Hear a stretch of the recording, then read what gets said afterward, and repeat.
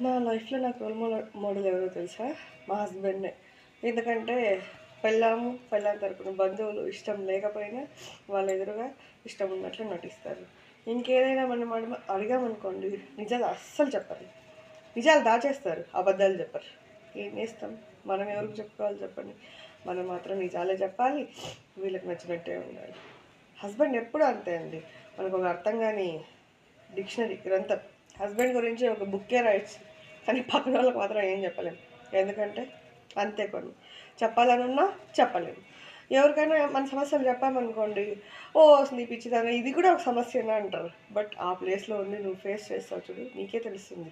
ఆ ప్రాబ్లమ్ యొక్క బరువు ఎంతుందో, అది మనసుకి ఎంత హర్ట్ అవుతుందో అనేది. కాబట్టి పక్కనోళ్ళు ప్రాబ్లమ్స్ మనకెప్పుడు ఈజీగానే ఉంటాయి. మన ప్రాబ్లమ్స్ పక్కనోళ్ళకి ఈజీగానే ఉంటాయి. ఆ సిట్యుయేషన్‌లో అప్పుడుండి ఫేస్ చేస్తారు చూడండి, వాళ్ళకే తెలుస్తుంది ఆ పెయిన్ ఎంతుంటుందనేసి.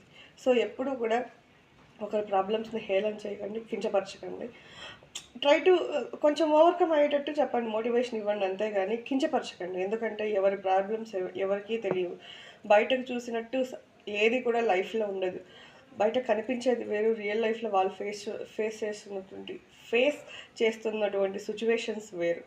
కాబట్టి మనం అసలు ఎవరిని జడ్జ్ చేయకూడదు. వాళ్ళవి వాళ్ళకు మాత్రమే తెలుస్తాయి. అది ఫ్యామిలీ ఇష్యూస్ అయినా, హెల్త్ ఇష్యూస్ అయినా, పర్సనల్ ఇష్యూస్ అయినా, ఆఫీస్ ఇష్యూస్ అయినా ఏవైనా కావచ్చు. సో, ఈజీగా జడ్జ్ చేయడం మానుకోండి ఒకరి లైఫ్ మీద. ఎందుకంటే వాళ్ళ లైఫ్ వాళ్ళ ఇష్టం. So, we are not we don't have any res ah, we don't have anything to judge someone.